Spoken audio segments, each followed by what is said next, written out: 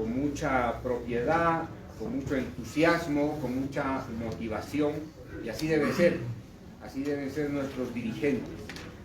Nuestros dirigentes tienen que transmitir con toda energía, con toda fuerza, con toda pasión, ¿no? Lo que está en la cabeza, lo que está en el corazón. Bueno, yo quiero también, queridos compañeros, destacar la presencia de nuestro presidente Evo acá en este taller. Destacar su compromiso y fundamentalmente esta mística de estar con las organizaciones, con los dirigentes, con los alcaldes. Pero además creo que es importante porque a algunos compañeros se les está yendo de la cabeza la importancia de tener un líder, un dirigente que ha transformado el país. A algunos compañeros se les va de la cabeza o confunden, ¿no?, por las circunstancias, por las obligaciones, por las responsabilidades, y entonces creen que este es un momento como cualquiera, y que están asistiendo a un taller, a un encuentro como se asiste a cualquier encuentro. En realidad, compañeros, este es un momento privilegiado para ustedes, para nosotros, tenerlo aquí al compañero Evo. No es que el compañero Evo tendría que estar en otro lugar. El compañero Evo probablemente no estaría en este lugar hoy si no fuera por un conjunto de acontecimientos que han permitido que todavía esté vivo. Y por eso, compañeros, compañeras, tienen que valorar a nuestros dirigentes, tienen que valorar a nuestras autoridades, pero tienen que valorar fundamentalmente a aquellos que han transformado la historia. Hace 50 años, este fin de semana, hemos recordado con dolor, con angustia, 50 años de la dictadura, del golpe de Estado que dio lugar a la dictadura más sangrienta de la historia. Fíjense el valor de la historia, compañeros, compañeras. Fíjense, hace 50 años, justamente un 21 de agosto, se produjo el golpe sangriento de Banzer contra el presidente Juan José Torres. Y fíjense el valor de ese momento histórico. Quienes tienen más de 50 años seguramente comprenderán lo que ha significado el gobierno de Banzer, el gobierno de la dictadura de Banzer. Fíjense que por la falta de memoria, fíjense por la falta de consecuencia histórica, a Banzer, una parte del pueblo boliviano lo convirtió en constitucional. Fíjense qué grave para un país que fue azotado, para un país que fue masacrado, para un país que fue perseguido, para un movimiento obrero que fue prácticamente casi descuartizado. Qué terrible, qué doloroso ver a un dictador, a un sanguinario, de dictador convertido en presidente constitucional. Qué terrible, compañeros. Qué terrible que la memoria nos haya jugado sucio. Que hayamos tenido que, por falta de memoria, hayamos tenido que perdonar a un dictador para convertirlo en presidente. Este es un dato doloroso para la historia del pueblo boliviano. Pero fíjense lo más grave, no solamente eso. Quienes contribuyeron a que un dictador se convierta en presidente constitucional, hoy día están pidiendo la libertad de una dictadora y una criminal que nos acribilló a balazos a los compañeros en Sencata, en Sacaba, en Guayana.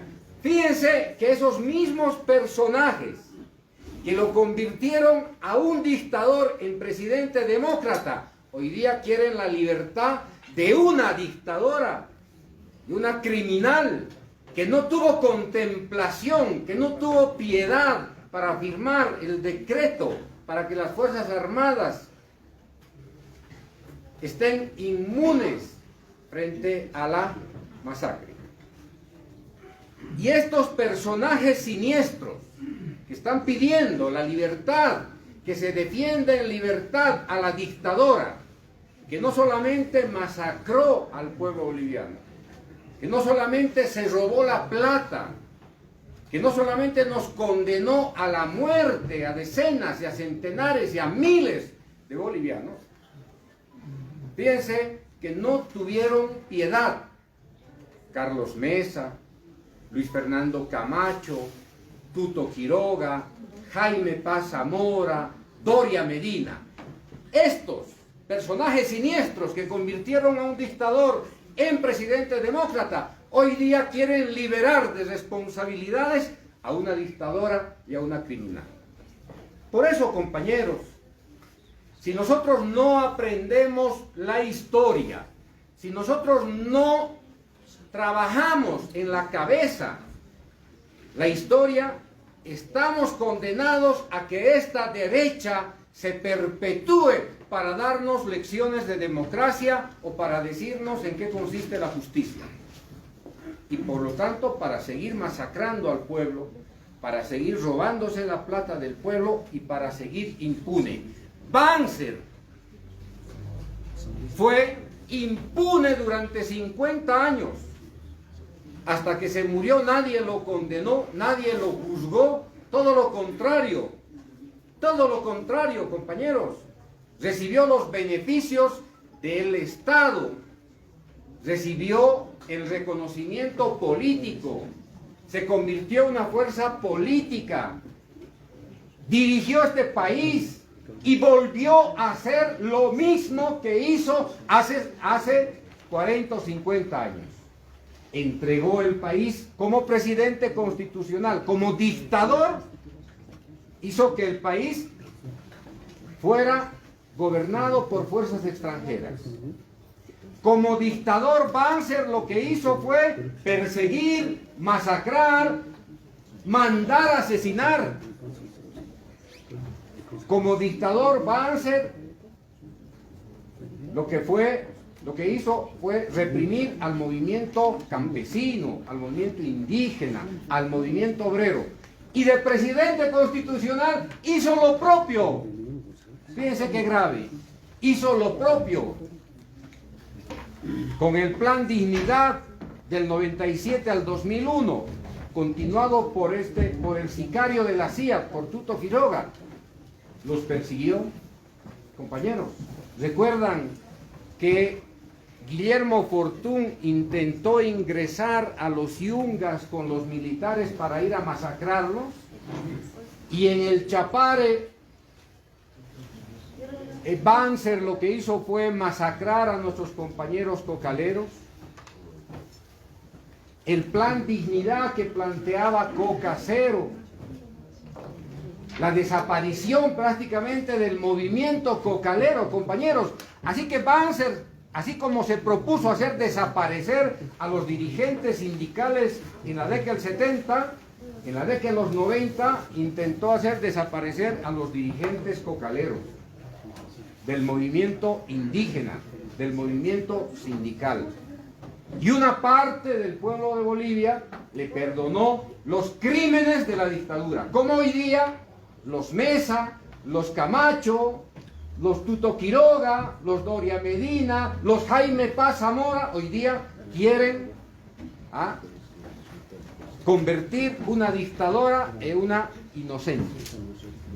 Entonces, compañeros, es importante, fundamental, el valor de la memoria, el valor de la historia, porque eso nos ayuda a comprender un contexto que hoy día, desafortunadamente, parece que se estuviera repitiendo. Y este es un mensaje para los jóvenes. Los jóvenes tienen la obligación de aprender lo que ha ocurrido en el pasado. El compañero Héctor Arce ha explicado cómo el lenguaje del desprecio, de la negación del siglo XIX, del siglo XVI, XVII, XVIII, XIX, fíjese cómo ese lenguaje se traslada al siglo XXI. Masistas de mierda, indios de mierda, ¿no es cierto? Bestias, hordas salvajes. Fíjense, compañeros, pareciera más bien que la derecha traslada su acumulación histórica del pasado para repetir ahora. Y nosotros, el pueblo boliviano, pareciera más bien que mutila, olvida la historia para poder aprender. Hay una continuidad histórica por la derecha y hay una especie de interrupción histórica por la izquierda. Compañeros, eso tenemos que resolver, y tenemos que resolver en encuentros como este. Tenemos que resolver esos problemas de la historia y de la interpretación de la historia para que no nos vuelva a suceder. Y esa es la responsabilidad de los dirigentes, de los alcaldes, de los concejales. Ser alcalde o ser concejal, compañeros, es una responsabilidad administrativa, pero en esencia es una responsabilidad política, histórica, cultural, compañeros. Porque el alcalde que no logra articular la capacidad de administración con la capacidad de movilización, compañeros, puede ser bueno en la administración, pero malo en la movilización. Y este es un tiempo de movilizaciones, compañeros. Este es un tiempo de resistencia, es un tiempo de protesta. Y personalmente creo que la administración no es un misterio. La administración se puede trabajar con buenos equipos. Lo que no se puede hacer con buenos equipos es mover la resistencia, impulsar a que la gente responda a las necesidades históricas para evitar golpes de Estado, para evitar la división, para responder a los desafíos de las circunstancias.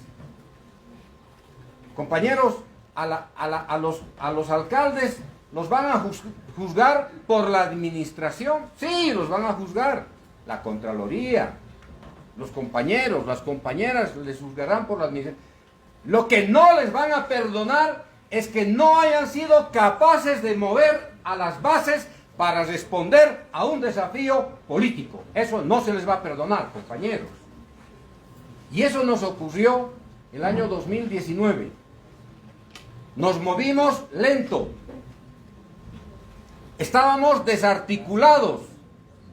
No respondimos al desafío político que teníamos que haber respondido con la fuerza que es el instrumento político, con la fuerza que tenemos en las organizaciones. No respondimos proporcionalmente.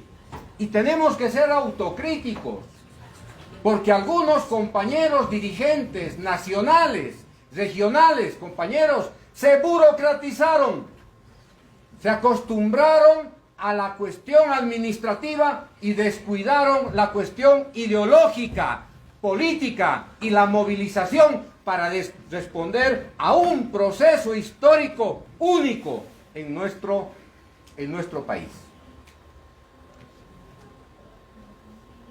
Compañeros, la administración puede caerse. En la administración podemos tener errores. En la administración podemos equivocarnos. Pero no podemos equivocarnos, compañeros, en la respuesta histórica y política a los desafíos que tenemos como sociedad. Este es el tema de fondo, compañeros y compañeras, y eso es para los alcaldes, para los concejales, para los asambleístas y para todos los que están en la función pública. Así que, compañeros, no crean que porque está el presidente Lucho Arce con 55%, el asunto se ha resuelto. O porque tenemos mayoría en la Asamblea Legislativa, la cuestión política se ha resuelto. Yo les diría todo lo contrario, compañeros y compañeras. El problema hoy día es mayor. La responsabilidad política que tenemos desde los niveles del municipio hasta la presidencia, hoy día los problemas son mayores. Y son mayores porque estamos en un momento particular. El mundo está viviendo un momento particular, queridos compañeros. Lo que está sucediendo hoy día en Medio Oriente parecería que a nosotros no nos afecta. Lo que está sucediendo en Europa parecería que a nosotros no nos afecta. Queridos compañeros, yo quiero decirles que lo que está ocurriendo en Medio Oriente con la derrota de los Estados Unidos en Afganistán nos debe interesar más que nunca, porque esa derrota en Medio Oriente, queridos compañeros, va a tener su factor de ajuste político en América Latina. Porque los gringos no están dispuestos a dejar el poder a nivel mundial. Y si son derrotados en Afganistán, van a buscar un trofeo político o en el África, o en el Oriente Próximo, o en América Latina. Este sistema capitalista, compañeros, el sistema capitalista ha vivido los últimos 300 años de la explotación, del saqueo, del vaciamiento de nuestros recursos naturales de los pueblos del mundo. El sistema capitalista solamente subsiste por la vía del despojo. Y si hoy están perdiendo territorio en Afganistán, que es una de las potencias más importantes del litio, queridos compañeros, si hoy día están perdiendo ese territorio en Afganistán, van a tener que buscar otro territorio en otra parte del mundo para compensar esa pérdida del dominio territorial en Afganistán. Y Afganistán no va a ser el último país en el que estén perdiendo.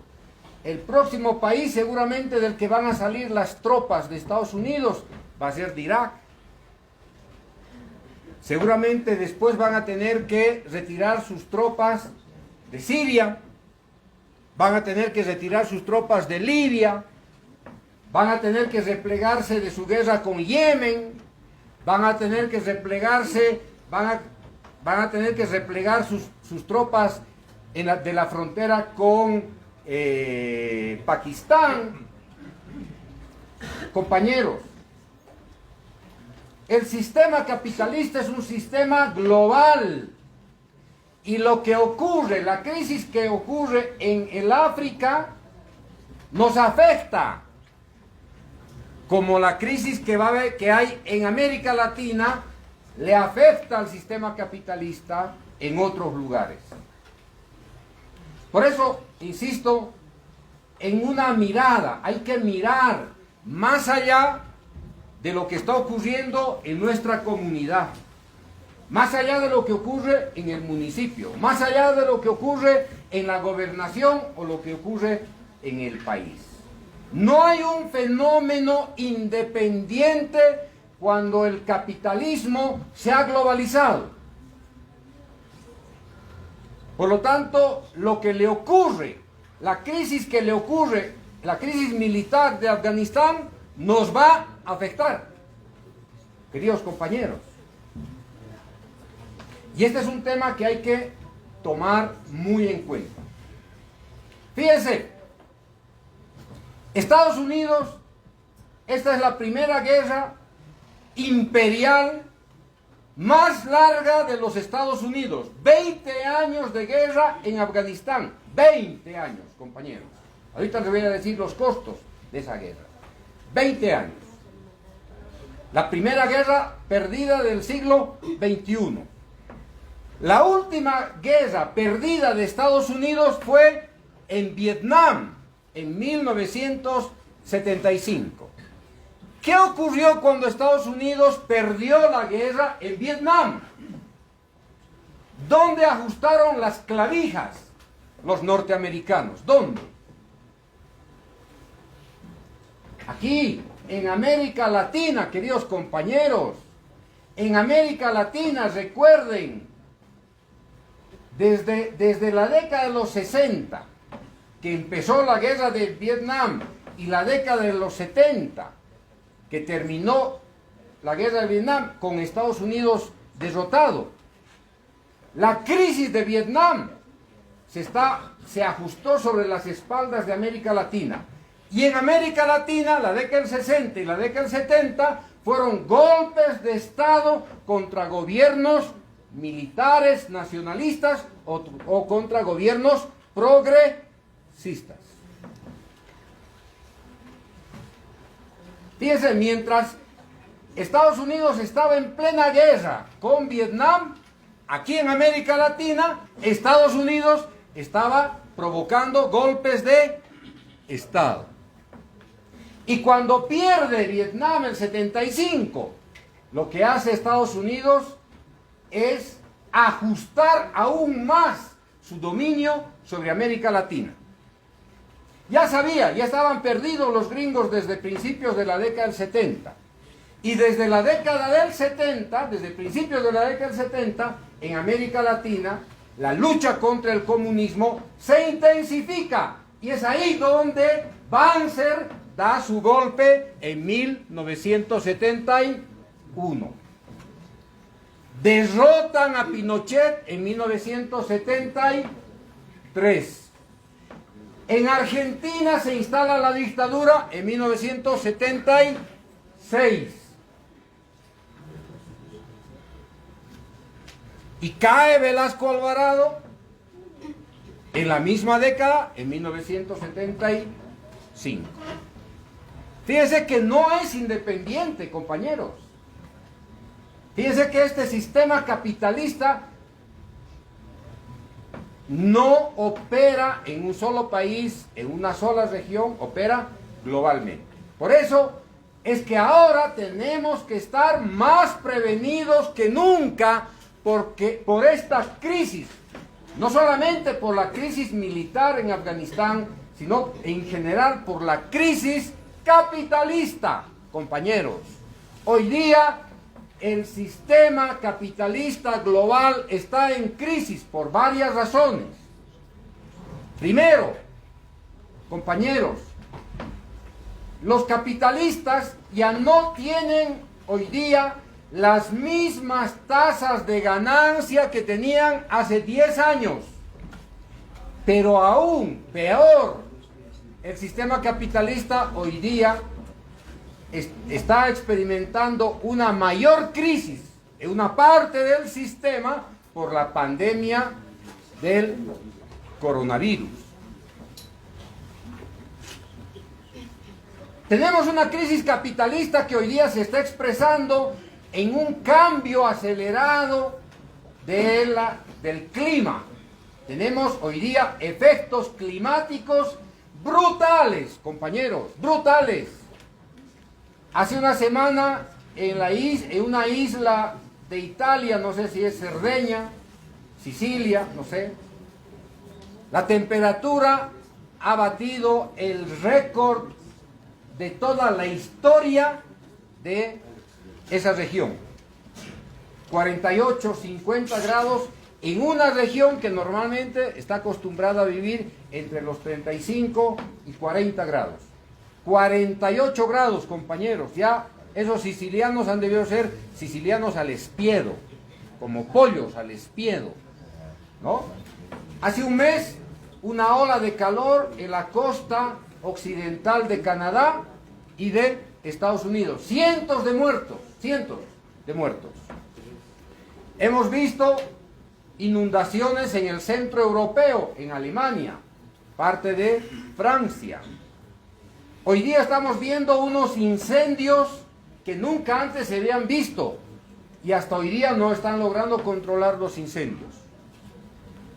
Miren, el país más castigado de América Latina y el Caribe, Haití, además de que matan a su presidente, además de que no tiene vacunas, que es el país más pobre, todavía le llega de paso un terremoto. Entonces hay una crisis medioambiental que cada día se está haciendo más grave, más peligrosa. Es parte de la crisis que está generando el capitalismo por las formas de extracción de los recursos naturales, por el consumo excesivo, por esta cultura consumista, insaciable. Hoy día estamos produciendo, compañeros, 2 veces más de lo que el mundo en condiciones normales debería producir. ¿Qué quiere decir? Que le estamos exigiendo a la madre tierra que produzca el doble de lo que tiene normalmente que producir. ¿Y dónde se va esta producción? ¿De qué producción estamos hablando? Fundamentalmente de producción de alimentos, que es una de las fuentes de riqueza más importantes del sistema capitalista. ¿En manos de quién está la producción de alimentos? En manos de las grandes corporaciones que producen alimentos por una parte y que producen por otra parte agroquímicos. Los que producen agroquímicos monopolizan la producción de los alimentos. Y hoy día, como no pueden producir en condiciones normales, están alterando la producción de alimentos a través, ¿no es cierto?, de experimentaciones biológicas. Entonces ahí tenemos otro gran problema. Estamos no solamente en una crisis de producción, estamos en una crisis de abastecimiento alimentario, pero lo que es grave, hay más productos alimenticios hoy y por lo tanto no debería haber hambre en el mundo. Y sin embargo, hay más hambre en el mundo porque los alimentos que se producen están concentrados en determinados mercados. Es lo mismo que está pasando con la vacuna, compañeros y compañeras.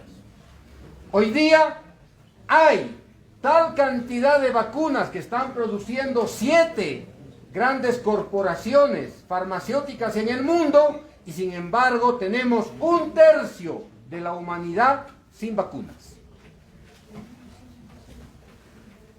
Estos son los rostros del capitalismo, compañeros. Estos son los rostros de un sistema que acumula riqueza en pocas manos y empobrece a la mayoría.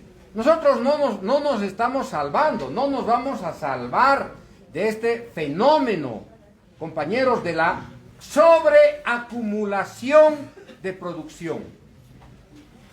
Tienen tanta plata hoy día que no saben ahora dónde van a colocar la plata que tienen, porque ha bajado la productividad, ha bajado la producción, y lo que está creciendo es la especulación financiera del sistema capitalista.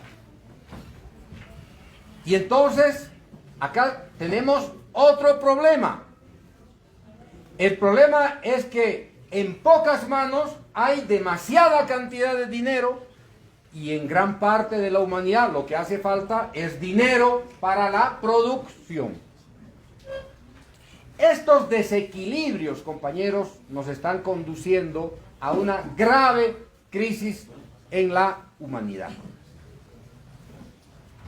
Frente a esto, ¿qué es lo que tenemos que pensar? ¿Qué es lo que tenemos que hacer? ¿Qué responsabilidad nos corresponde como sociedad, como instrumento político, como gobierno? ¿Qué respuesta le vamos a dar a esta crisis? ¿Nos vamos a quedar sentaditos, compañeros? ¿Nos vamos a mirar en el espejo? ¿Nos vamos a mirar entre nosotros? No. Como instrumento político, que somos la primera fuerza política más importante de este país, de toda su historia, y probablemente de los próximos 50 años, compañeros, en la medida en que sepamos alimentar nuestra conciencia política, vamos a seguir siendo la primera fuerza política los próximos 50 años. ¿Ah? Tenemos una gran responsabilidad. Y la responsabilidad que tenemos, compañeros y compañeras, es justamente responder a este sistema capitalista para ganarle la batalla. Compañeros, tenemos que derrotar al sistema capitalista en Bolivia, en América Latina y en el mundo. Esa es nuestra tarea. ¿Por qué? Porque este es un sistema que está conduciendo a la destrucción de la humanidad. Este sistema capitalista está destruyendo la madre, la naturaleza, como dice el compañero Evo. La tierra no nos pertenece. Nosotros pertenecemos a la tierra. Y la tierra es la que tiene que tener derechos de la madre tierra. Nuestros derechos humanos respecto a la concepción de la vida, compañeros, nuestros derechos humanos están por debajo de los derechos que debiera tener la madre tierra, porque es la que nos acoge, es la que nos abraza, es la que nos bendice con lo que produce. Entonces, compañeros, este capitalismo, fíjense, ¿qué mentalidad tiene sobre la tierra? La mentalidad que tiene sobre la tierra es la máxima productividad y por lo tanto máximo consumo. Y no nos interesa si la tierra se muere de aquí a 50 o 100 años. Al capitalismo no le interesa que la tierra sobreviva a la humanidad. Lo que le interesa es que la tierra produzca a esas pocas manos para que le genere riqueza por encima de los derechos de la madre tierra. Por lo tanto, estamos enfrentando a un capitalismo globalizado que no tiene contemplación con la madre tierra, y por eso tenemos estos grandes efectos climáticos. Los grandes responsables de los efectos climáticos son los países occidentales industrializados que han colocado la explotación de los recursos naturales al servicio de la acumulación del capital. Y fíjense que ahora se hacen a los despistados y nos quieren transferir a los países del sur, nos quieren transferir la responsabilidad de proteger a la madre tierra. Son unos cínicos, porque durante 300 años han sobreexplotado la tierra para acumular riqueza, para acumular poder, para acumular poderío militar. Eso es el capitalismo, compañeros. Y resulta que ahora nosotros tenemos que cuidarle el jardín a los poderosos. Tenemos que cuidarle el jardín, los bosques, el agua, la atmósfera. Tenemos que cuidar a los que nos han explotado durante 300 años. Han hecho desaparecer centenares de pueblos indígenas en América Latina. Se han llevado nuestra plata, se han llevado nuestro oro, se han llevado nuestro estaño, han tumbado los bosques que les ha dado la gana, han explotado nuestros ríos, están explotando nuestros cerros. Y hoy día todavía nos piden que nosotros les protejamos la tierra. ¿Qué les parece, compañeros? Por eso, como instrumento, como gobierno, como organizaciones sociales, tenemos que tener una posición política e ideológica frente a este gran desastre del capitalismo global. Y tenemos que ser, desde aquí, desde Bolivia, desde las organizaciones sociales, desde el instrumento político, tenemos que ser los rectores. Tenemos que poner nosotros, tenemos que contribuir con una mirada distinta al capitalismo para que la humanidad sobreviva. Fíjense la responsabilidad política que tenemos a escala nacional, a escala regional y a escala global. Si los pueblos no defienden la madre tierra, si los pueblos no se defienden a sí mismos, están condenados a ser barridos por el capital, por los poderosos, por el militarismo occidental, por el imperialismo norteamericano, por el sistema capitalista global. Compañeros, sus hijos están condenados a vivir en una sociedad donde prime la ley de la selva. Y en la ley de la selva, ustedes saben que solamente sobreviven los más fuertes, los leones, los tigres, los chacales, ¿no? Ah, también, hasta que aparezca el bíster, por supuesto, ¿no? Entonces, compañeros, nosotros tenemos esa responsabilidad. Y por eso, para eso es la formación política. Para eso son los talleres de formación. Para que nosotros consolidemos, para que nosotros esclarezcamos, establezcamos cuáles son los principios que deben guiar nuestra conducta política como instrumento. Compañeros, nosotros somos una fuerza política, somos un instrumento político que se ha ido construyendo con el aporte, con la suma de las organizaciones sociales. Somos una fuerza hasta este momento invencible. Nos han derrotado un tiempito con el golpe de Estado y nos hemos vuelto a recuperar. Somos una fuerza política invencible. Pero esta fuerza política invencible, compañeros, para que sea cada vez más fuerte, tiene que tener más conciencia de su invencibilidad. Es decir, tiene que poner postes con raíces profundas para que cualquier terremoto ni siquiera mueva este poste. Esa es la ideología, compañeros. Esa es la formación ideológica. La formación ideológica es la raíz que sostiene a una organización social. Les recuerdo que durante el golpe de Banzer de 1970, en 1971, fíjense,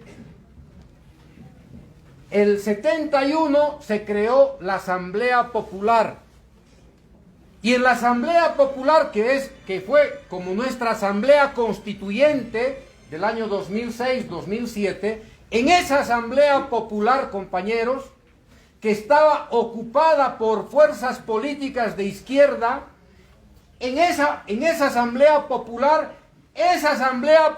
estaba atomizada por fuerzas políticas de la izquierda. Y esa fue la mayor ventaja para que el golpe prosperara. Porque por un lado el PRI con Lechín quería imponer una línea ideológica en la Asamblea Popular. Por otro lado, el POR quería llevar agua a su molino. Por otro lado, otras fuerzas de izquierda, el Partido Comunista. Y entre la izquierda, mientras nos estábamos acudiendo a puñetes en la Asamblea Popular, la derecha estaba perfeccionando el golpe. Eso no nos puede ocurrir, queridos compañeros, acá. Y por eso el instrumento político tiene que tener una formación política, un programa ideológico que dé cuenta del tiempo en el que estamos viviendo. Nuestro programa político es de hace 20, 30 años. Tenemos que renovar nuestro programa político para los próximos 50 años, porque nuestra fuerza nace de las raíces ideológicas, queridos compañeros. Cuanto más profunda sea la raíz de nuestra formación ideológica, no hay ningún golpe que nos vaya a derrotar en los próximos años. Ninguno, compañeros. Pero si nuestra raíz ideológica es liwi-liwi, tiene 20 centímetros y se coloca en la tierra, va a venir el suspiro de cualquier compañero y se va a caer el árbol. Y eso no puede ocurrirnos a nosotros. Ya nos ha ocurrido el 2019, insisto, pero no puede volver a ocurrirnos. Y entonces esta es la responsabilidad que tenemos como dirigentes de organizaciones sociales, como autoridades electas democráticamente, no descuidar esta formación. Y nosotros somos, fíjense, mientras la derecha, voy a ver un poco la semblanza de la derecha ahora. Miren, mientras la derecha hoy día prácticamente, como decía el compañero Héctor, no tiene programa. Yo no sería tan optimista como el compañero Héctor. La derecha tiene un programa, compañeros. Y el programa de la derecha es una filosofía neoliberal, capitalista. No necesita escribir su programa, porque su programa está escrito en Washington o está escrito en Bruselas. Porque esta es una derecha títere, no piensa por sí misma, no tiene cabeza, no tiene corazón y no tiene patria, compañeros. Esta es una derecha apátrida, pero su filosofía, su política y su programa viene del norte, viene de Estados Unidos y viene de Europa.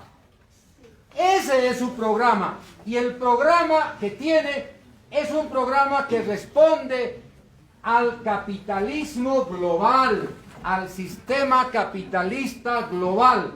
Y el sistema capitalista global, queridos compañeros, compañeras, es excluyente, es racista, es discriminadora, apuesta a la acumulación de la riqueza en pocas manos, a la supremacía cultural de Occidente sobre los pueblos del sur. Ese es su programa, compañeros, no se confundan. No tendrán un programita aquí escrito.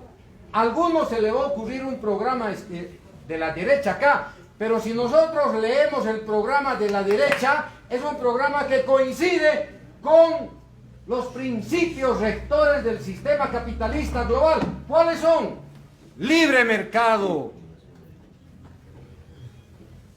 capital sobre trabajo, explotación de los unos sobre los otros, ¿sí? Acuerdos económicos complementarios, compañeros. Desaparición del Estado. Es un sistema que no admite el control del Estado. Cuanto menos Estado, mejor. ¿Acaso no se acuerdan el programa del Carlos Mesa, del Fernando Camacho, etcétera, etcétera? Ese es el programa capitalista, compañeros. Y nosotros tenemos que tener, nosotros como espejo de la mayoría del pueblo boliviano, tenemos que tener nuestro programa alternativo. Distinto, el compañero Evo decía que la concepción del Estado plurinacional de Bolivia, la concepción de un Estado plurinacional de América Latina, es la antítesis a la concepción capitalista que viene de afuera, que viene de arriba y que viene montado en los cañones del militarismo norteamericano. Ahora bien, esta propuesta, compañeros, ¿cuáles son los pilares fundamentales ideológicos de nuestro instrumento político? ¿Cuáles son? ¿Qué es lo que debe sostener? ¿Cuál es la raíz profunda de nuestro programa, de nuestra ideología, de nuestra propuesta frente al mundo? ¿Cuáles son esos pilares? El compañero Evo lo repite permanentemente. El programa fundamental es que nosotros como fuerza política debemos ser, somos y vamos a ser antiimperialistas, compañeros. Si no somos antiimperialistas, no somos nada. Es mejor pasarse al otro lado del río y ser capitalistas. ¿Para qué vamos a hacer tanto esfuerzo?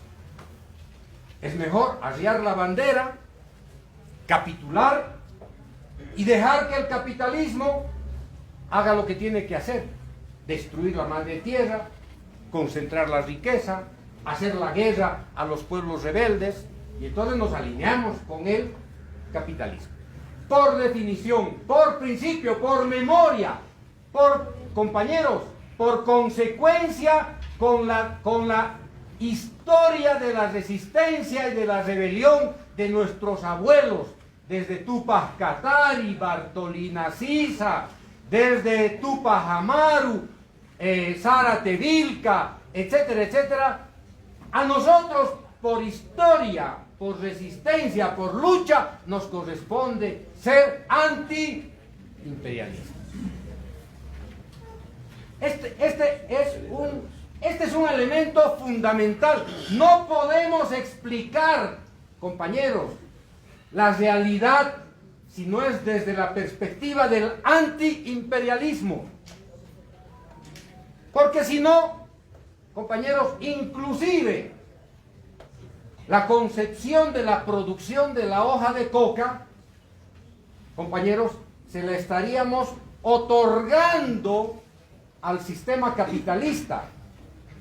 Y el sistema capitalista lo que nos dice es que la coca es cocaína. Y entonces caemos en el absurdo, fíjense, compañeros, de otorgarle una victoria cultural al capitalismo,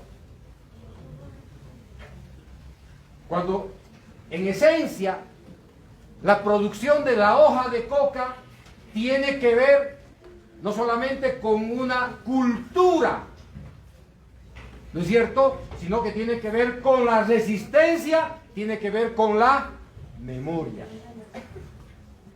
La coca tiene ese poder, compañeros. A la coca hay que verla desde la perspectiva antiimperial, desde la perspectiva anticapitalista, anticolonial. No es solamente que la coca, se produce coca para que vaya al mercado y sea fuente de mantenimiento de mi economía familiar, compañeros. Detrás de la hoja de coca está la defensa de la madre tierra. Detrás de la hojita de coca, compañeros, está la fuerza de un pueblo que se ha defendido más de 500 años para no desaparecer. La coca es lo que nos vincula entre el pasado y el futuro. Es un puente histórico. No es solamente la hojita que va al mercado, compañeros, para coquear. No solamente es eso. La coca a nosotros, compañeros, todos los días nos tiene que despertar una fuerza política y nos tiene que reclamar su defensa. Entonces, el primer pilar fundamental sobre el que se asienta nuestra ideología, nuestra propuesta programática, nuestro vínculo con el instrumento político es la conducta antiimperial. Porque es una conducta que rechaza la guerra. Porque es una posición, compañeros, que se enfrenta a la supremacía blancoide civilizatoria. Nosotros no podemos compartir el dominio político y militar europeo, el dominio político y militar norteamericano. Miren, ¿qué es lo que han dicho estos días la encargada de negocios de Estados Unidos y el delegado de la Unión Europea? Lo que nos dice el Departamento de Estados Unidos, dice, recomienda al gobierno de Bolivia que se haga justicia con la señora Yanine Áñez. Y que la justicia no se parcialice. Fíjense, ¿quién nos está hablando de justicia, compañeros? ¿Quién nos está recomendando que seamos justos cuando los gringos son los que impulsaron el golpe de Estado y los que decidieron que esta vieja, que esta señora, no, discúlpenme, que esta señora se convierta en una criminal? Y ahora resulta que los gringos, resulta que están saliendo.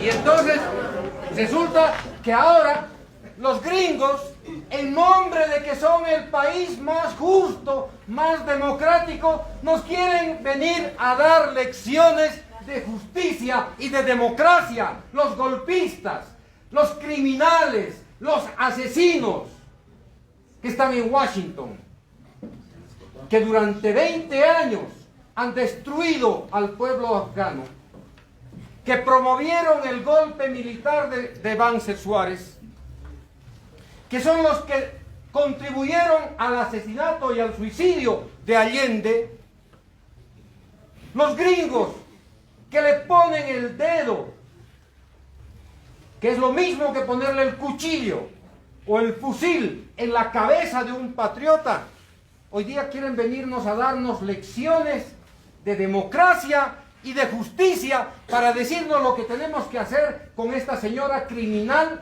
¿no es cierto?, que hace show, que se victimiza ante los medios de comunicación y que hace pocos días atrás nos decía que éramos unas bestias, que éramos unos salvajes, que éramos unos indios sucios, que no deberíamos volver nunca más a gobernar. Compañeros, y resulta que ahora 4 fascinerosos de la derecha de este país, que fueron los que permitieron que Banzer se convirtiera en un dictador, se convirtiera en presidente demócrata, quiere que la justicia la libere. ¿Y saben por qué, compañeros? ¿Por qué presionan estos expresidentes, ¿no es cierto?, títeres de los Estados Unidos? Porque saben que Yanine Áñez está en la frontera de su quiebre emocional. Y saben que cualquier rato Yanine Áñez los va a delatar a estos 4 pillos que hicieron el golpe de Estado.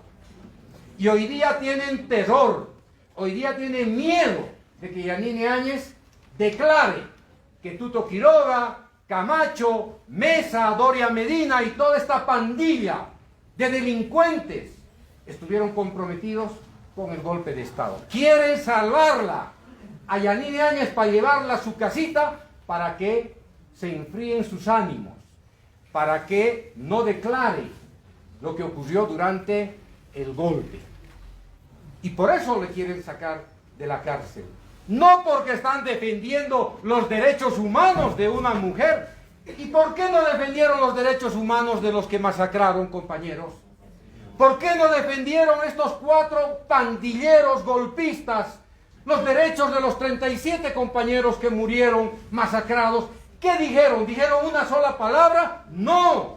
Apoyaron estos pillos, estos golpistas, compañeros, la masacre. Acompañados por la Santa Iglesia Católica, por la cúpula, ¿no es cierto? Acompañados por los europeos, apoyados con el armamento que nos trajeron desde la Argentina y desde el Ecuador, apoyados por el informe criminal de Luis Almagro de la OEA, y ahora resulta las santas palomitas de la derecha defendiendo a la santa palomita golpista. ¿Qué les parece? Y la Unión Europea en esa misma dirección, queriendo señalarnos a nosotros que las autoridades de la justicia administren equitativamente la justicia. Los europeos que se plegaron a Estados Unidos para ir a destruir Afganistán, para ir a destruir Irak, para ir a destruir Libia y para ir a destruir Siria. ¿Qué autoridad moral tienen los europeos, queridos compañeros, para hablar de derechos humanos? Hace 500 años invadieron África, dividieron el Asia, nos dividieron en América Latina y nos quieren dar todavía lecciones de moral, de justicia, de democracia. Los europeos que se llevaron nuestro oro, que se llevaron nuestra plata, que se llevaron nuestros recursos naturales. Por eso, compañeros y compañeras, nuestra fuerza moral descansa en este pilar fundamental que es el antiimperialismo. Algunos compañeros dicen, ¿para qué va a ser antiimperialista? ¿Qué es eso de ser antiimperialista? ¿No es cierto? Es que ser antiimperialista, compañeros, es una posición de vida, de defensa de la vida, no solamente de su comunidad, de su país y de la humanidad. Es un principio, compañeros, esencialmente humanista, altruista, filantrópico. A ver, díganme, ¿qué fuerza política de derecha puede considerarse antiimperialista? A ver, compañeros, díganme. Es que es una contradicción de fondo. Los de la derecha son por definición capitalistas y nosotros por definición tenemos que ser antiimperialistas, compañeros. Y no es un juego de la antítesis y tenemos que ser esto porque los otros son... No, porque nosotros tenemos razones profundas para ser antiimperialistas. Esas razones las sacamos de la historia, de la memoria, de la resistencia, de la lucha que todos los días estamos librando. El segundo principio que debe guiar nuestra formación, que debe consagrar nuestro programa político ideológico del MAS, es que somos anticapitalistas. Una cosa es que una familia, una persona, acumule riqueza para sostener a su familia, para garantizar que sus hijos tengan educación para las próximas generaciones. Una cosa es eso. Otra cosa es este capitalismo destructivo que concentra la riqueza en pocas manos. Miren, el 1%, mis hermanos, mis hermanas, el 1% de la humanidad, de los seres humanos que vivimos hoy día en el planeta Tierra, el 1% tiene el 50% de la riqueza de toda la humanidad. El 1%. Eso es capitalismo, compañeros. Imagínense ustedes que el 1% tenga la riqueza del 50% de la humanidad. En los Estados Unidos, compañeros, el 1% tiene el 57% de la riqueza de los Estados Unidos. Imagínense eso. ¿Qué significa eso? Que son 100, 200, 300 grandes empresas, corporaciones que dominan la producción de alimentos, la producción de medicamentos, la producción de armas, la producción de agroquímicos, minerales, ¿sí? 100, 200 empresas, 300 empresas, que son las que concentran la riqueza de la humanidad. Ese es el capitalismo salvaje. Ese capitalismo solamente puede sobrevivir acumulando. Es como una bicicleta, compañeros. Es como la bicicleta. Cuando uno pedalea, acumula energía. Cuando uno deja de pedalear, se cae, ¿o no? Así es el capitalismo. Entonces, todos los días el capitalismo pedalea para acumular riqueza y concentrar esa riqueza, que a su vez es poder. Este capitalismo, repito, no se podría mantener de pie si es que no explota la mano de los obreros, si no explota a los países del tercer mundo, si no da golpes de Estado y si no hace la guerra. Es como la bicicleta. Si no hay guerra, si no hay sobreexplotación de la mano de obra, si no hay saqueo de los países, se cae la bicicleta. Entonces, nuestra posición política e ideológica es luchar contra la concentración de riqueza, es luchar contra las guerras, contra el militarismo, es luchar, queridos compañeros, contra este sistema que nos acostumbra a que los pobres tengamos que ser explotados, mientras los ricos viven en la hamaca generando riqueza a través de la sobreexplotación. Entonces, este segundo principio es un principio que tiene que ser inherente al movimiento al socialismo, a las organizaciones sociales. No es por definición somos anticapitalistas, no, por principio somos anticapitalistas, porque somos una fuerza política que se opone a la guerra, a la sobreexplotación, a la concentración de la riqueza. Miren, compañeros, el gasto militar de los Estados Unidos representa, escuchen bien, solamente el gasto militar de los Estados Unidos hoy día más o menos llega a 770.000 millones de dólares. 770.000 millones de dólares. Si sumamos los gastos del Departamento de Energía, que también son gastos militares, más o menos Estados Unidos cada año, ahora, en los últimos 5 años, está gastando 1.000 millones de dólares. Es decir, 1 billón, que es como decir millones de millones. No entra en la cabeza, ¿lo ve? Difícil, se salen los números por aquí. ¿Ah? Fíjense, ese es el presupuesto de defensa, que comprende, escúchenme compañeros, comprende la suma de los presupuestos de defensa de 140 países de la comunidad internacional.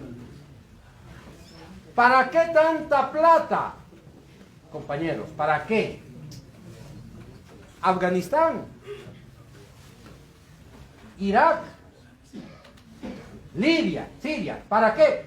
Para enriquecer a los que están en la esfera de la industria de las armas, que son pocos y que cada año venden más. ¿Para qué? Eso es el capitalismo de guerra. Y nosotros como militantes del MAS nos oponemos al capitalismo de guerra, que es el capitalismo de saqueo. ¿A qué fueron a Irak? ¿A qué fueron a Afganistán, compañeros y compañeras, los norteamericanos? Miren, el año 2001, en nombre de la lucha contra el terrorismo, Estados Unidos formó una coalición de 50 países, 50, no estoy diciendo dos, Estados Unidos más 50 países fue a hacerle la guerra a Afganistán, porque decían que en Afganistán estaban los terroristas potenciales que amenazaban la seguridad de Estados Unidos. Estados Unidos y 50 países más fueron a hacer la guerra al país más pobre del Medio Oriente, a los campesinos.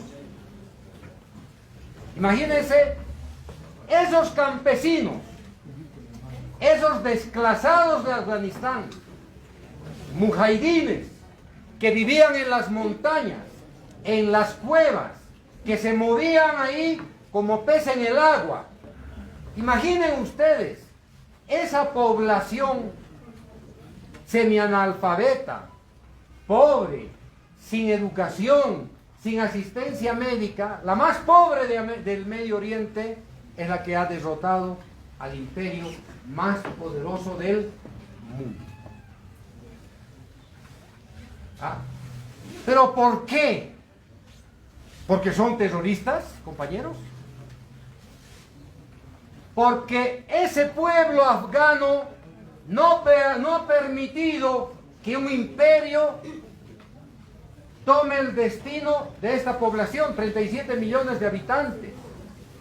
Porque este sector de los afganos han luchado contra la cultura occidental, porque se iban a robar su litio, porque se iban a robar su estaño, porque se iban a robar su gas, iban a utilizar su territorio para otras cosas, menos para la lucha contra el terrorismo. Pero el otro dato que a ustedes tienen que interesarles, compañeros, cuando Estados Unidos fue a invadir Afganistán, Afganistán era el segundo productor de opio, de una droga costosa que alimenta los mercados de Asia y los mercados de Europa. Ahora que Estados Unidos está saliendo de Afganistán, ¿saben qué, compañeros? Imaginen ustedes, Afganistán se ha convertido en el primer país del mundo en producción de opio. Y hoy día es el país que abastece el mercado más importante de Europa. ¿Saben cuántas veces creció el opio con la intervención de Estados Unidos y de la OTAN en Afganistán? 27 veces, compañeros. 27 veces ha crecido la superficie de opio en Afganistán. Y resulta que los Estados Unidos van a hacer la guerra a Afganistán, ocupan con 130.000 hombres, con la tecnología más poderosa del mundo, con satélites, con aviones, con misiles, y resulta que 27 veces aumenta la producción del opio en un país ocupado. ¿Dónde está el terrorismo, compañeros? ¿Cuál era el negocio entonces en Afganistán? ¿Dónde está la lucha contra el narcotráfico, compañeros y compañeras? Eso es lo mismo que hacían acá en Bolivia y es lo mismo que hacen en Colombia los norteamericanos. Usan como pretexto la lucha contra el narcotráfico y la lucha contra el terrorismo para invadir países y para quedarse con su petróleo, con su gas, con el oro. El pretexto es la lucha contra el narcotráfico, pero en el fondo el objetivo número uno es apropiarse de la riqueza de los países intervenidos. Por eso es que nosotros, compañeros, tenemos que racionalizar nuestra posición anticapitalista. No somos anticapitalistas porque somos masistas, compañeros, no.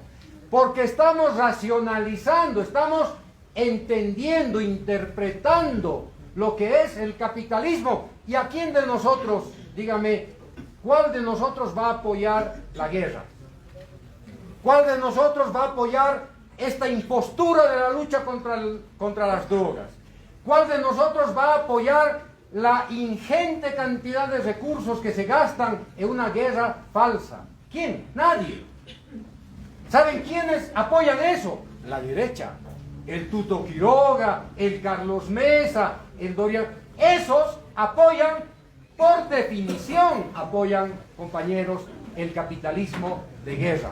Porque ellos son, ¿no es cierto?, los que han apoyado que en este país vengan los gringos y se hagan cargo de la lucha contra el narcotráfico, hipotequen la soberanía, entreguen las Fuerzas Armadas, entreguen la policía a la DEA, a la NAS, a USAID.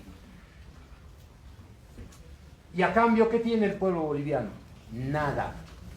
Nosotros ponemos los muertos y ellos se llevan el gas, el petróleo.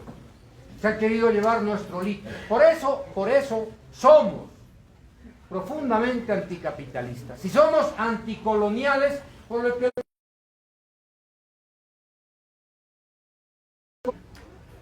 nuestra posición, compañeros, ideológica es el anticolonialismo. No podemos permitir que una persona se crea, pretenda o intente ser superior a las comunidades. Somos anticoloniales porque nosotros no hemos nacido para ser colonia de nadie. Nosotros somos un pueblo libre, independiente y soberano, gracias a este compañero que se llama Evo Morales. Eso es lo que hemos logrado, compañeros y compañeras.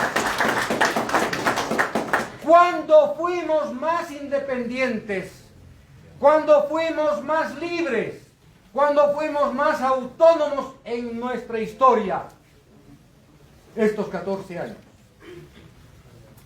Porque aquí un hombre, apoyado por las organizaciones sociales, le dijo al imperio que no nacimos para ser colonia, carajo. No nos parieron para ser colonia. Nos parieron para ser libres, independientes. Y por eso se jugó la vida el compañero Evo. Y por eso hoy día quieren matar al compañero Evo. Para que no se les olvide, compañeros y compañeras. ¿Cuántas veces han intentado matar al presidente Evo? Al compañero Evo cuando era dirigente cocalero, al compañero Evo cuando era presidente y ahora el compañero cuando es presidente del instrumento. Es la misma lógica del imperio colonial que trató de destruir a Túpac Katari sacándole la cabeza o descuartizándolo para escarmentar, para que las otras comunidades no se rebelen.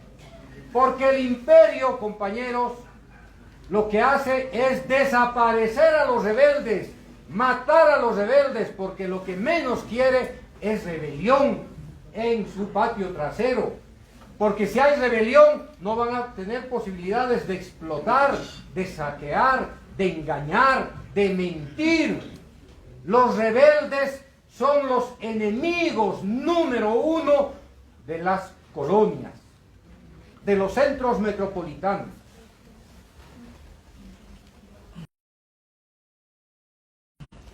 Y es por eso que algunos compañeros no entienden adecuadamente que no es capricho del compañero Evo estar a la cabeza del instrumento.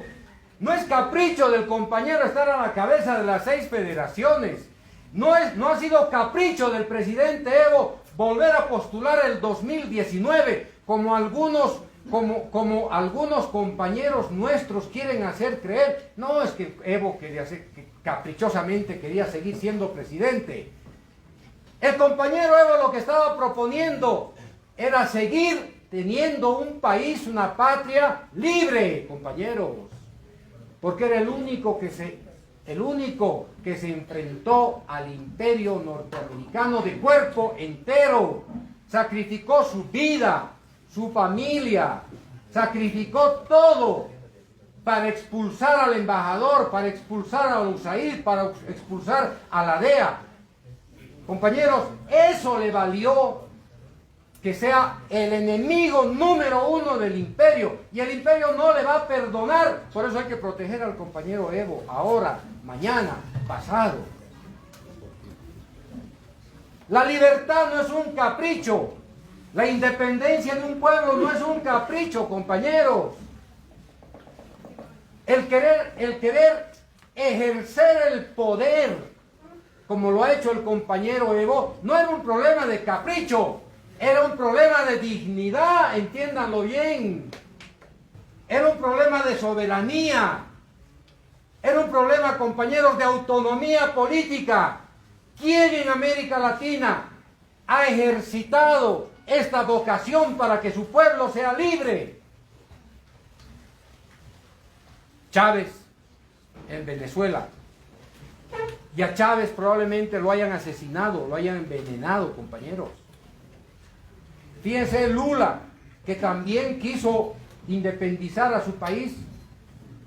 Fíjense en qué terminó. Fusilado por la Corte Suprema, por las agencias de inteligencia brasileras y norteamericanas, acusado de robar, de corrupción. Y fíjense a la compañera Dilma. ¿Cómo salió el compañero Rafael Correa del Ecuador? Criminalizado, satanizado. No pudieron matarlo en el golpe del 2010 los policías en el Ecuador. Al presidente Zelaya en Honduras lo secuestraron los militares de Honduras en complicidad con los militares del Comando Sur de Estados Unidos, y se lo llevaron para que el pueblo hondureño no forme parte del acuerdo del ALBA-TCP, del acuerdo de Petrocaribe, y porque Zelaya estaba proponiendo una nueva constitución política que obligaba al Estado hondureño a echar la base militar de Sotocano, donde estaban los norteamericanos. Entonces, compañeros, la cuestión anticolonial no es un capricho. No es el capricho del compañero Evo por ser anticolonial. Es una definición política, es una definición ideológica, porque el compañero Evo no quería que maltraten a las mujeres de pollera. No queríamos, no queremos que nuevamente vuelva la derecha a este país a negar al pueblo indígena, a entregar nuestros recursos naturales, a saquearnos, como han hecho durante un año con esa señora,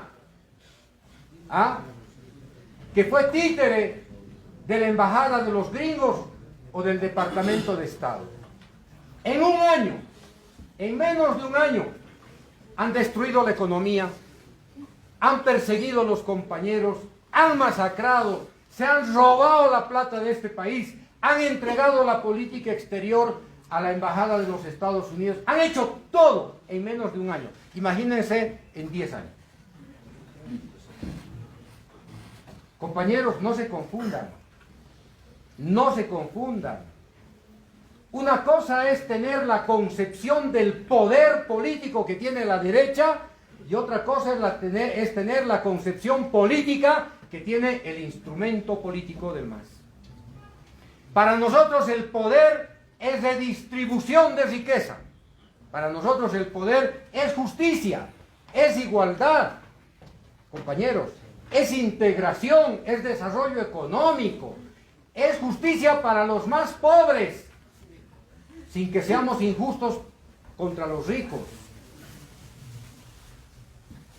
Esa es la filosofía del compañero Evo. Y entonces, compañeros, esto que nos ha ocurrido el 2019 con el golpe,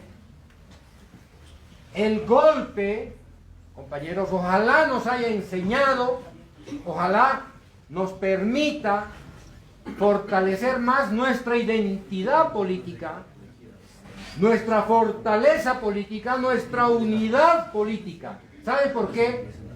Porque lo que se viene de aquí para adelante es la estrategia de la fragmentación, de la división, de la secesión.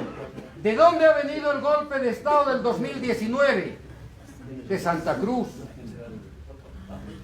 Ha venido del vientre de los separatistas.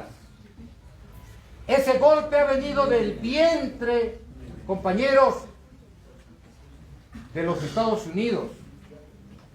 Es el golpe que ha sido impulsado por Estados Unidos con los europeos como sus peones de quinta categoría, operado por la OEA como su Ministerio de Colonias y sostenido acá por unas fuerzas políticas de derecha que odian al país, que desprecian el país. Al Carlos Mesa no se le pasa que el presidente Evo sea el mejor presidente de la historia, porque el historiador, ¿no es cierto?, que además tiene deseo, que además proyecta sentimientos de superioridad de poder, no se le pasa que un hombre que no ha llegado a la universidad pueda ser el mejor presidente de este país. Y esa mentalidad de Carlos Mesa, fíjese, esa mentalidad de venganza con el mejor presidente del país se ha traducido en apoyo al golpe.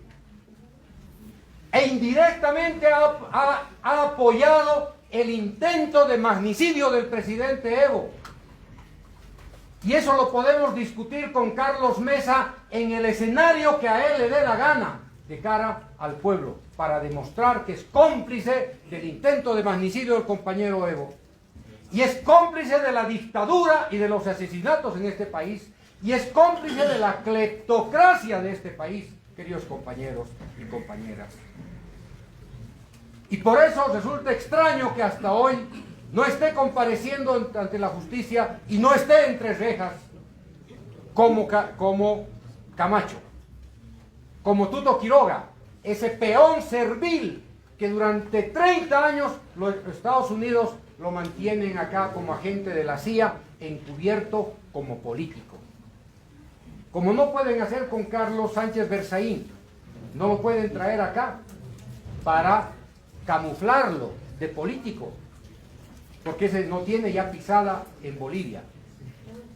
No sabemos por qué hasta hoy la Fiscalía no está poniendo, compañeros, no está ejerciendo justicia con estos criminales serviles al poder norteamericano. Y todavía, imagínense, durante la dictadura, representando al gobierno de la dictadura. Fíjense a qué extremos llegó, perdón, ya me pasé, a qué extremos ha llegado el cinismo, el descaro de estos fantoches políticos, de esta pandilla política de la derecha que hoy día dice que es democrática después de haber masacrado a nuestro pueblo. Compañeros, el MAS, por razones históricas, es antiimperialista, es anticapitalista, es anticolonial, y ahora tenemos que desarrollar una posición antifascista, porque el golpe del 2019 nos ha mostrado el rostro del fascismo. Comité Cívico de Santa Cruz, Resistencia Juvenil Cuchicochala, acá una parte de la universidad se ha sacado la máscara y los hemos visto en su rostro fascistoide, con Albarracín a la cabeza, ¿no es cierto?, con los que dicen que defienden los derechos humanos, etcétera, etcétera. El CONALDE, ahí está la Fundación Jubileo que aceiteaba el golpe, los curas con el discurso de la dictadora, etcétera, etcétera. Así empieza el fascismo, compañeros. Así empezó Banzer y su gobierno fascista. y terminamos con el gobierno de García Meza en manos de los narcotraficantes. Entonces, acá, compañeros, simplemente para cerrar, para finalizar, la responsabilidad de las autoridades y los dirigentes no es solamente administrar sus recursos, no es solamente gestionar la platita. Eso se puede gestionar hoy día, mañana, pasado. Lo que no se gestiona es la responsabilidad histórica para que en este país, queridos compañeros, sigan gobernando los pobres, los pueblos indígenas, las organizaciones sociales. La responsabilidad de las autoridades es fundamentalmente defender el proceso. Y no se defiende ningún proceso si no se está formado política e ideológicamente. Nadie defiende nada de aquello que no está convencido, de aquello que no tiene raíz. La raíz es lo que sostiene la fortaleza del árbol. Y si los árboles se mantienen de pie, se mantiene de pie el bosque. Entonces, compañeros, nuestra responsabilidad, formación política, debate, discusión, autocrítica, eso es lo que nos corresponde. Y eso tenemos que hacerlo desde el prisma del antiimperialismo, del anticapitalismo, del anticolonialismo y del antifascismo. Y tenemos que desde Bolivia ayudar, impulsar la construcción de otros países que transiten por los estados plurinacionales, como acaba de decir el compañero Evo. El único proyecto de emancipación que nos queda para el siglo XXI en América Latina es la plurinacionalidad. Es el modelo que hemos construido en Bolivia, que es inclusión, respeto a la diversidad, justicia social, soberanía, fundamentalmente. Y esto es lo que nos merecemos todos los bolivianos y todos los latinoamericanos. No estamos en guerra contra el pueblo norteamericano. Ese pueblo norteamericano está en guerra con su Estado imperial norteamericano. Nuestra tarea también es hablar con el pueblo norteamericano para que ese pueblo se rebele también contra su propio imperio. Los norteamericanos no son nuestros enemigos, no son nuestros adversarios, porque es un pueblo explotado, es un pueblo engañado, es un pueblo, queridos compañeros, al que todos los días se le miente por los grandes conglomerados de los medios de comunicación. Les dicen, el pueblo norteamericano es el pueblo más poderoso del mundo, y los pobres, los obreros, se creen que son los más poderosos del mundo y son los más explotados del mundo. Así que, queridos compañeros, tenemos también una lucha para librar con el pueblo norteamericano, porque el enemigo principal es el imperialismo, es el sistema capitalista y es la lógica colonial y dominante a la que tenemos que vencer. Muchas gracias, compañeros.